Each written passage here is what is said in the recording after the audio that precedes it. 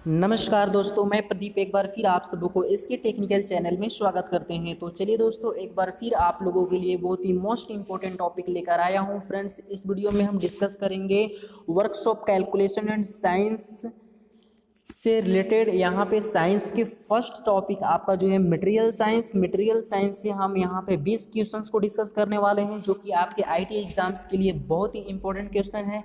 Friends, हमने बहुत ही मेहनत से सिलेक्ट करके आपके लिए लाया है। तो फ्रेंड्स, हम आप लोगों से यही रिक्वेस्ट करते हैं कि आप लोग इस वीडियो के अंत तक जरूर बने रहिएगा। और फ्रेंड्स, अगर आप हमारे चैनल में नए हैं तो इस चैनल को सब्सक्राइब कर बेल नोटिफिकेशन को जरूर ऑन कर लें, ताकि आपको रेगुलर अपडेट इसी तरह का मिलती रहे। और अगर आप लोगों को यह पसंद आती है तो फ्रेंड्स प्लीज़ लाइक ज़रूर कर दीजिएगा और अपने फ्रेंडों में शेयर ज़रूर कर दीजिएगा, क्योंकि उनका भी ये डाउट क्लियर हो सके। और फ्रेंड्स, सबसे पहले हम बात करें कि ये जो वीडियो है ये सभी इंजीनियरिंग ट्रेडों के लिए है, जैसे fitter, Turner, machinist, electrician, diesel mechanic इत्यादि जितने भी इंजीनियरिंग ट्रेड से आते हैं वो सभी ट्रेडों के लिए ये बहुत ही इम्पोर्टेंट यहाँ पे क्वेश्चंस हैं। तो फ्रेंड्स, चलिए समय को बिना गवाए हुए इस वीडियो को स्टार्ट करते हैं। और फ्रेंड्स, आप लोग इस वीडियो के अंत तक जरूर बने रहिएगा। तो चलिए देख लेते हैं सबसे फर्स्ट क्वेश्चंस की ओर। अगर हम ध्यान दें तो फ्रेंड्स, यहाँ पे बोल रहा है कि इस्पात बनाने की सबसे उत्तम विधि कौन सी है। तो फ्रेंड्स, आपका राइट आंसर हो जाएगा विद्युत आर्क भट्ठी।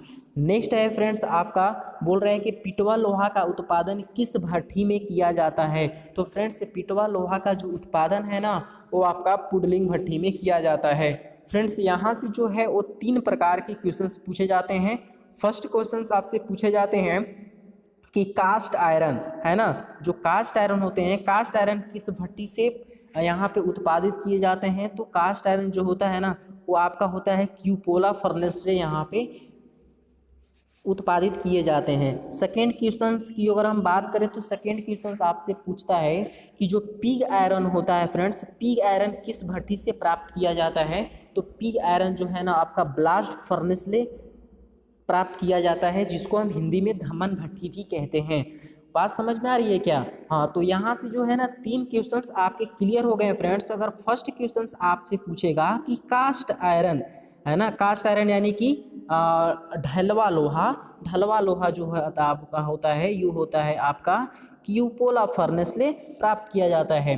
अगर आपसे क्वेश्चंस पूछे फ्रेंड्स कि पिटवा लोहा यानी रॉट आयरन, तो रॉट आयरन के लिए हम अभी बता ही दिए क्या होता है, पुडलिंग फर्नेस, पुडलिंग फर्नेस ले हम इसको प्राप्त करते हैं। अगर हम अगला क्वेश्चन की अगर हम बात करें तो पिग आयरन, तो पिग आयरन किस फर्नेस ले यहाँ पे प्राप्त किए जाते हैं। तो पिग आयरन जो होता है आपका ब्लास्ट फर्नेस ले, ब्लास्ट फर्नेस। तो इस तरह से यहाँ से 3 क्वेश्चंस आपके इंपॉर्टेंट्स होते हैं, जो कि आपके एग्जाम्स में पूछ लिए जाते हैं, है ना। तो इस तरह से आप इस पॉइंट्स को नोट कर लीजिएगा, क्योंकि बहुत ही इंपॉर्टेंट पॉइंट्स हैं। चलिए अब हम नेक्स्ट क्वेश्चन की ओर बढ़ते हैं। तो फ्रेंड्स, नेक्स्ट क्वेश्चन है आपका यहाँ पे 3rd नंबर का, बोल रहा है कि लेड सल्फाइड मुख्य अयस्क किसका है। तो फ्रेंड्स, जो लेड सल्फाइड होता है ना, वो आपका शीशे का मुख्य अयस्क होता है। ठीक है, लेड सल्फाइड जो होता है वो आपका शीशे का मुख्य अयस्क होता है। नेक्स्ट अगर हम बात करें यहाँ पे 4 नंबर की, तो बोल रहा है कि मैग्नेटाइट का सूत्र है। तो फ्रेंड्स, आपका राइट आंसर हो जाएगा मैग्नेटाइट का जो सूत्र होता है Fe3O4 होता है। यहाँ पे आप लोग नोट करिएगा, Fe3O4 होता है, जो कि आपका मैग्नेटाइट का ये रासायनिक सूत्र होता है। अगर फ्रेंड्स हम बात करें यहाँ पे नेक्स्ट क्वेश्चंस की, तो नेक्स्ट क्वेश्चन है आपका यहाँ पे 5 नंबर का, और बोला है कि आयरन के निष्कर्षण में कौन सा धातु मल बनता है। फ्रेंड्स, नोट करिएगा, ये बहुत ही इंपॉर्टेंट क्वेश्चन हैं, है ना। तो इसका आपका राइट आंसर हो जाएगा CaSiO3, जिसका रासायनिक नाम होता है कैल्शियम सिलिकेट। क्या होता है फ्रेंड्स, नोट करिएगा, कैल्शियम सिलिकेट को हम CaSiO3 के नाम से हम जानते हैं, इसका रासायनिक सूत्र होता है, और इसका रासायनिक नाम क्या होता है, कैल्शियम सिलिकेट होता है। फ्रेंड्स, अब हम अगले क्वेश्चन की ओर बढ़ते हैं। तो अगला क्वेश्चन आपसे बोल रहा है कि आयरन का सबसे शुद्ध प्रारूप कौन सा है है ना फ्रेंड्स। बहुत ही मोस्ट इंपॉर्टेंट क्वेश्चंस हैं यहाँ पे, याद रखिएगा आप लोग। इसका राइट आंसर होगा आपका पिटवा लोहा। जी हाँ फ्रेंड्स, आयरन का सबसे शुद्ध प्रारूप जो होता है ना, वो आपका होता है पिटवा लोहा। अगर हम पिटवा लोहा की प्रॉपर्टी की बारे में बात करें तो फ्रेंड्स, पिटवा लोहा का जो आपका प्रॉपर्टी होता है वो आपका होता है यहाँ पे टफ होता है और मेलिएबल होता है, यानी टफ और मेलिएबल प्रॉपर्टी की ये हमारी पिटवा लोहा पाई जाती है। अगर हम इसमें कार्बन परसेंटेज की मात्रा और आयरन की परसेंटेज मात्रा की अगर हम बात करें तो फ्रेंड्स, आयरन की जो परसेंटेज मात्रा होती है वो होती है आपका 99.9% होती है, और अगर हम कार्बन की परसेंटेज मात्रा की बात करें तो ये 9 के बराबर होता है ना, ये 9 के बराबर होता है। तो इस तरह से आप इस पॉइंट्स को भी नोट करिएगा क्योंकि बहुत ही इम्पोर्टेंट है ना। अब चलिए फ्रेंड्स, इसी के साथ हम अगले क्वेश्चंस की ओर अगर यहाँ पे बढ़ें तो यहाँ पे अगला क्वेश्चंस आपसे पूछा है 7 नंबर क्वेश्चंस है कि इस्पात में कौन सी यहाँ पे इस्पात में कार्बन की क्या प्रतिशतता होती है। फ्रेंड्स, बहुत ही इंपॉर्टेंट क्वेश्चन है और ये बार बार पूछे जाते हैं। इस्पात में कार्बन की क्या प्रतिशतता होती है, तो आप नोट करिएगा 0.25 से 1.5% होती है। 0.25 से 1.5% आपका होता है। नेक्स्ट है आपका फ्रेंड्स यहाँ पे 8 नंबर क्वेश्चंस, ढलवा लोहा का गलनांक कितना होता है। तो फ्रेंड्स, यहाँ पे बहुत ही इंपॉर्टेंट क्वेश्चंस हैं कि ढलवा लोहा का यहाँ पे गलनांक कितना होता है, तो आप नोट करेंगे 1150 डिग्री सेल्सियस। फ्रेंड्स, यहाँ पे हम कुछ इम्पोर्टेंट यहाँ पे धातु के गलनांक की और हम यहाँ पे इंडिकेट करेंगे, तो आप लोग इस पॉइंट को नोट जरूर करिएगा।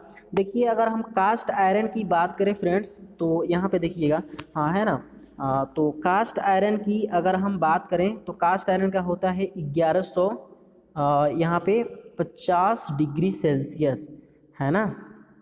1150 डिग्री सेल्सियस आपका होता है कास्ट आयरन का। अगर हम बात करें एल्यूमिनियम का, तो फ्रेंड्स, एल्युमिनियम का जो होता है आपका 660 डिग्री सेल्सियस। ठीक है, एल्युमिनियम का 660 डिग्री सेल्सियस, कास्ट आयरन का 1150 डिग्री सेल्सियस। अगर हम टीन की बात करें फ्रेंड्स, टीन का होता है 232 डिग्री सेल्सियस। नोट करिएगा 232 डिग्री सेल्सियस। अगर हम बात करें लेड मतलब यहाँ पे शीशा, तो अगर लेड की बात करें तो ये होता है 327 डिग्री सेल्सियस। ठीक है, लेड का 327 डिग्री सेल्सियस। अगर हम जिंक की बात करें तो जिंक का होता है 420 डिग्री सेल्सियस। जिंक का आपका होता है 420 डिग्री सेल्सियस। और अगर हम इसी तरह यहाँ पे बात करें माइल्ड स्टील की, फ्रेंड्स याद करिएगा, माइल्ड स्टील की अगर हम बात करें तो 1500 डिग्री सेल्सियस आपका माइल्ड स्टील का होता है। ठीक है, तो यहाँ पे हमने देखा कि माइल्ड स्टील का 1500 डिग्री सेल्सियस, कास्ट आयरन का 1150 डिग्री सेल्सियस, एल्युमिनियम का 660 डिग्री सेल्सियस और टीन का 232 डिग्री सेल्सियस, लेड का हमारा 327 डिग्री सेल्सियस और जिंक का हमारा 420 डिग्री सेल्सियस। और अगर हम कॉपर की बात करें यानी तांबा का, तो 1083 डिग्री सेल्सियस होता है। कितना होता है? 1083 डिग्री सेल्सियस आपका कॉपर का हो जाता है। ठीक है फ्रेंड्स, तो इस तरह से आप इस क्वेश्चंस को भी याद रखिएगा क्योंकि बहुत ही इंपॉर्टेंट ये यहाँ पे पॉइंट्स हैं। आप इस पॉइंट को नोट कर लीजिए, यहाँ से एक क्वेश्चन ज़रूर पूछे जाते हैं। तो चलिए अब हम नेक्स्ट क्वेश्चन की ओर बढ़ते हैं। फ्रेंड्स, यहाँ पे देख लेते हैं क्या क्वेश्चंस पूछा गया है। 9 नंबर क्वेश्चंस आपसे पूछा गया है फ्रेंड्स कि एल्युमिनियम का अपेक्षित घनत्व है। तो फ्रेंड्स नोट करिएगा 2.7 जो होता है आपका एल्युमिनियम का अपेक्षित घनत्व होता है। और फ्रेंड्स याद रखिएगा, एक नोट लिख लीजिएगा कि अपेक्षित घनत्व का कोई मात्रक नहीं होता है। क्या लिखिएगा? यूनिट लेस होती है ना अपेक्षित घनत्व, इसीलिए तो यहाँ पे 2.7 के बाद कोई यूनिट नहीं लगा हुआ है ना। तो नोट करिएगा कि अपेक्षित घनत्व यूनिट लेस होती है, यानी इसका कोई मात्रक नहीं होता है। तो इस तरह से आपको यहाँ पे नोट करना है। नेक्स्ट है आपका यहाँ पे याद रखिएगा 10 नंबर क्वेश्चन जो पूछा गया है वो हेमाटाइट किसका अयस्क होता है फ्रेंड्स। तो आपका राइट आंसर होगा लोहा का। हेमाटाइट लोहा का अयस्क होता है। फ्रेंड्स देखिए अपेक्षित घनत्व से रिलेटेड यहाँ पे कुछ हम पॉइंट्स बता देते हैं आपको, है ना, क्योंकि यहाँ से क्वेश्चंस पूछ लिए जाते हैं। उसके बाद हम 11 नंबर क्वेश्चंस की ओर डिस्कस करेंगे। तो देखिएगा, अगर एल्युमिनियम की आपकी अपेक्षित घनत्व पूछे तो 2.7 होता है, और अगर कास्ट आयरन की पूछे तो फ्रेंड्स क्या होता है, 7.2 होता है। बस इसका अपोजिट कर देना है ना। अब पानी की अगर पूछे, है ना, वाटर की अगर पूछे तो पानी का 1 होता है। तो ये यहाँ से क्वेश्चंस पूछ लिए जाते हैं, तो ये आप यहाँ पे याद रखिएगा, ठीक है। अब इसी के साथ हम यहाँ पे 11 नंबर क्वेश्चंस की ओर अगर बढ़ें तो यहाँ पे पूछ रहा है कि एल्युमिनियम कैसा धातु है। तो एल्युमिनियम जो है आपका अलौह धातु है, अलौह धातु है, यानी कि नन फेरस मेटल है ना। कैसा होता है, नन फेरस मेटल हमारा एल्युमिनियम होता है। एल्युमिनियम की अगर प्रॉपर्टी की बारे में बात करें तो एल्युमिनियम क्या होता है, डक्टाइल और मैलिएबल होता है, मैलिएबल और डक्टाइल होता है, ठीक है। नेक्स्ट अगर हम बात करें फ्रेंड्स, नेक्स्ट यहाँ पे 12 नंबर क्वेश्चन आपसे पूछा है, लेड कार्बोनेट किसका अयस्क है। तो लेड कार्बोनेट आपका शीशे का अयस्क होता है, जिसका रासायनिक सूत्र होता है PbCO3 जो है आपका रासायनिक यहाँ पे सूत्र होता है किसका, लेड कार्बोनेट का। अब यहाँ पे देखिए फ्रेंड्स, नेक्स्ट क्वेश्चन है 13 नंबर का, पूछा है कि लेड सल्फेट का सूत्र क्या होता है। तो लेड सल्फेट का जो सूत्र होता है PbSO4 होता है। क्या होता है, PbSO4 होता है आपका लेड सल्फेट का। नेक्स्ट क्वेश्चन है फ्रेंड्स, यहाँ पे नोट करेंगे आप सभी। और 14 नंबर क्वेश्चन आपसे पूछा है कि लेड सल्फाइड का रासायनिक सूत्र क्या होता है। तो लेड सल्फाइड का जो रासायनिक सूत्र होता है PbS होता है। नोट करेंगे आप सभी, ठीक है। नेक्स्ट है आपका यहाँ पे 15 नंबर क्वेश्चन आपसे पूछा है कि मोनल मेटल में आधार धातु कौन सा है। तो फ्रेंड्स याद रखिएगा, मोनल मेटल में जो आधार धातु होता है ना, जिसको बेस मेटल बोलते हैं हम, वो आपका निकेल होता है। और इसकी परसेंटेज मात्रा कितनी होती है, 68% यहाँ पे होती है। क्लियर, बात समझ में आ रही है क्या। हाँ, और फ्रेंड्स यहाँ पे देखिएगा, ये जो नोट है ना, ये मोनल मेटल के लिए ही है। तो ये थोड़ा सा वर्ड डिस्टर्ब हो गए हैं PDF क्रिएट करते समय इस तरह से। तो आप मोनल मेटल के सामने लिख लीजिएगा कि मोनल मेटल पर वायुमंडल का कोई प्रभाव नहीं पड़ता है ना। याद रख लीजिएगा फ्रेंड्स, मोनल मेटल पर वायुमंडल का कोई भी प्रभाव नहीं पड़ता है। अब इसी के साथ हम यहाँ पे नेक्स्ट क्वेश्चन जो है 16 नंबर क्वेश्चन आपसे यहाँ पे पूछा गया है कि जर्मन सिल्वर में आधार धातु कौन सा होता है। तो जर्मन सिल्वर में आपका कॉपर होता है, जो कि आपका 60% कॉपर पाया जाता है जर्मन सिल्वर में, है ना। बेस मेटल क्या होता है जर्मन सिल्वर का, तो कॉपर होता है। और अगर आपसे पूछ दिया जाए मोनल मेटल की, तो मोनल मेटल में निकेल होता है, ठीक है। इस तरह से क्वेश्चंस पूछे जाते हैं, आप इसको नोट करेंगे, ठीक है। नेक्स्ट आपका है, नेक्स्ट क्वेश्चन है आपके 17 नंबर की, जो कि बहुत ही इंपॉर्टेंट है। देखिए, पाइराइट्स का रासायनिक सूत्र है, यानी पाइराइट्स का रासायनिक सूत्र आपसे पूछा है तो क्या होगा, FeS2 होगा। FeS2 आपका क्या होगा, पाइराइट्स का रासायनिक सूत्र होता है। नेक्स्ट है फ्रेंड्स, यहाँ पे आपसे क्वेश्चन पूछा है 18 नंबर का क्वेश्चन आपसे पूछा है, जस्ता के किस अयस्क में जस्ता सबसे अधिक पाया जाता है। तो आपका राइट आंसर होगा यहाँ पे जिंकाइट। फ्रेंड्स, जिंकाइट में हमारा 80% यानी सबसे अधिक यहाँ पे जिंक पाया जाता है, ठीक है।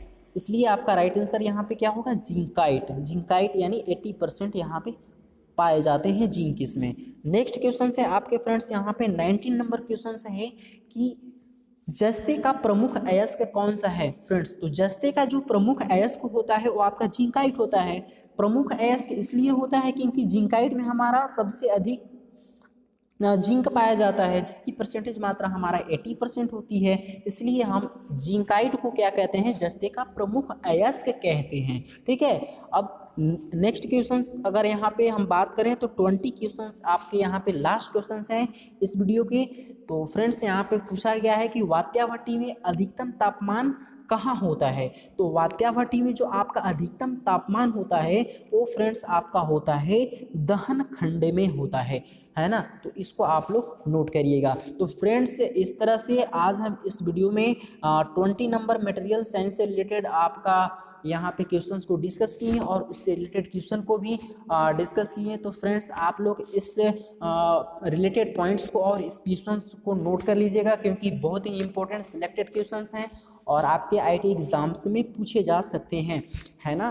तो फ्रेंड्स आज के लिए इस वीडियो में इतना ही। आप लोगों को इस वीडियो के अंत तक बने रहने के लिए बहुत बहुत धन्यवाद। और फ्रेंड्स फिर मिलेंगे हम एक नए वीडियो एक नई जानकारी के साथ। तब तक के लिए नमस्कार।